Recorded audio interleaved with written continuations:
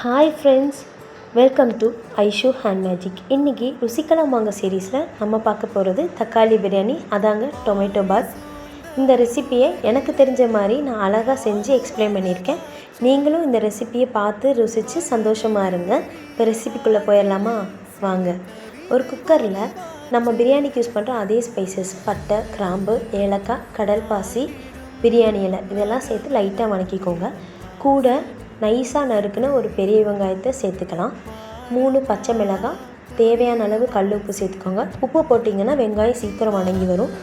நல்லா வணக்கிட்டு வெங்காயம் ஒரு பிங்க் கலர் வந்ததுக்கப்புறமா 2 டீஸ்பூன் இஞ்சி பூண்டு விழுது சேர்த்துக்கலாம். இஞ்சி பூண்டோட பச்சை வாசம் போகிற வரைக்கும் வணக்கிக்கோங்க. நல்லா அந்த பச்சை வாசம் போனதை நீங்கள் அப்சர்வ் பண்ணதுக்கப்புறமா பெரிய தக்காளியை ஸ்லைஸாக நறுக்கி சேர்த்துக்கோங்க. தக்காளி நல்லா மசிஞ்சு வர அளவுக்கு கிண்டிக்கணும். இந்த மாதிரி மசிஞ்சு வந்ததுக்கப்புறமா கூட கொஞ்சமாக ஒரு கைப்பிடி புதினா இலை சேர்த்துக்கோங்க. பிரியாணி மாதிரி நல்ல மணமாக இருக்கும். சேர்த்துட்டு அதையும் சுருளை கிண்டிக்கலாம்.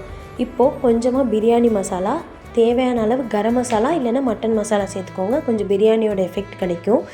கூடவே உங்களுக்கு தேவையான சோயா பீன்ஸும் ஊற வச்சு நீங்கள் போட்டுக்கலாம். போட்டு நல்லா பச்சை வாசம் போகிற வரைக்கும் வணக்கிக்கோங்க. கொஞ்சமாக மஞ்சத்தூள் போட்டுக்கோங்க. மிளகாத்தூள் காரம் வேணுங்கிறவங்க போட்டுக்கலாம். இந்த மாதிரி வணங்கி வந்ததுக்கப்புறமா 1 கப் ரைஸுக்கு 2 கப் தண்ணிங்கிற அளவில் ஊற்றி கொதிக்க விட்டுக்கலாம். நீங்கள் உங்கள்கிட்ட இருக்கிற அரிசியோட பதம் எப்படின்னு உங்களுக்கு தெரியும், அந்தளவு போட்டுக்கோங்க. என்கிட்ட இருக்க அரிசிக்கு 1 கப்பு அரிசிக்கு 2 கப் தண்ணி ஊற்றினா தான் சரியாக வரும். அது நல்லா கொதித்து வந்ததுக்கப்புறமா இந்த மாதிரி மிக்ஸ் பண்ணிவிட்டு எடுத்து வச்சுருக்க அரிசியை சேர்த்துக்கோங்க. சேர்த்துட்டு ஒரு விசில் நார்மலாக விட்டுட்டு ஒரு விசில் சிம்லேயே வச்சு விடுங்க. மொத்தமாக 2 விசில் கணக்கு வச்சுக்கோங்க. இப்போ ஓப்பன் பண்ணி பார்த்தீங்கன்னா அப்படியே தக்காளி சாதம் பிரியாணி மாதிரி வெஜிடபிள் தக்காளி சாதம் ரெடியாக இருக்கும். இதை நீங்கள் உடனே போட்டு கிண்டிடக்கூடாது. லைட்டாக இந்த மாதிரி தூக்கி தூக்கி விட்டு கொஞ்சம் மூடி வச்சுட்டு எடுத்திங்கன்னா சாப்பாடு அரிசி நல்லா பொழு பொழுன்னு வந்திருக்கும். இந்த மாதிரி வந்திருக்கு பாருங்கள். இதில் தேவைன்னா நீங்கள் நெய் கூட சேர்த்துக்கலாம். சூடாகவே எடுத்து வச்சு அவிச்ச முட்டை அந்த மாதிரி எதாவது வச்சு சாப்பிட்டிங்கன்னா சும்மா அப்படி இருக்குங்க.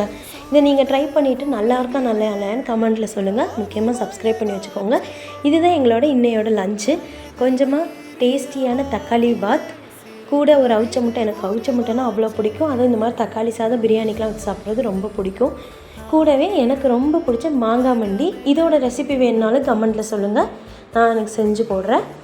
உங்களுக்கு இந்த மாங்காய் மண்டிலாம் பிடிக்கும்னா ஒரு லைக்கை தட்டுங்க, ஒரு ஃபாலோ பண்ணுங்கள். மேரேஜுக்கு முன்னாடிலாம் இவ்வளோலாம் சமைக்க தெரியாதுங்க. குக்கர் வைக்கிறதே எனக்கு ரொம்ப பயம். மேரேஜ் ஆயிடுச்சு, ஹஸ்பண்ட் கூட தனியாக வந்துட்டோம், நம்ம தான் இதெல்லாம் பண்ணணுங்கிறப்ப கொஞ்சம் கொஞ்சமாக நான் கற்றுக்கிட்டு இருக்கேன்.